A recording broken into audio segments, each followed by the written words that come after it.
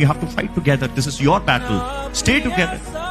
Encouragement ఉండాలి. కానీ ఈ రోజు బాధాకరమైన మాట చెప్పాలంటే ఎన్నో ప్రార్థన అవసరతలు మనం చూస్తూ ఉంటాం, మేము చూస్తూ ఉంటాం. ఉన్న మాట చెప్తున్నాను, it's not anything personal but very honestly talking. ఎంతో మంది భార్యాభర్తలు పెళ్ళి అయిన తర్వాత భర్తని భార్య నమ్మరు, భార్యని భర్త నమ్మరు. It is both things. కారణం ఏంటంటే ఇంకా అమ్మ, ఇంకా నాన్న, ఇంకా వీళ్ళ మీద ఆధారపడుకుంటూ వాళ్ళ ఒపీనియన్స్ తగినట్టుగా వీరిద్దరు సంసారం చేద్దాం అనుకుంటారు. అది ఎప్పుడు అవ్వదు.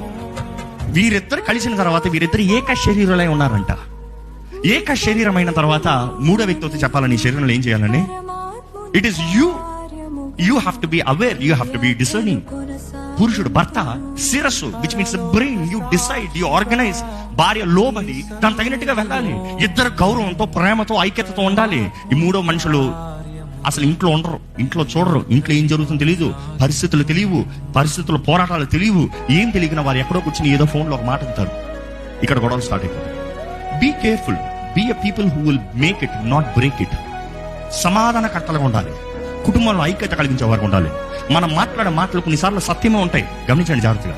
కొన్ని మాటలు సత్యమే ఉంటాయి, కానీ ఈ విషయంలో నేను మాట్లాడాలా, ఈ పరిస్థితుల్లో నేను మాట్లాడాలా? పెళ్లికి ముందు జరిగిన కార్యాలు సత్యమే, కానీ ఇప్పుడు మాట్లాడటం అవసరమా? Does it any profitability? అర్థమవుతుందండి మాటలో.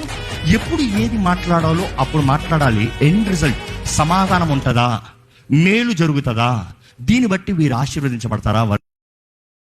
Download ShareChat.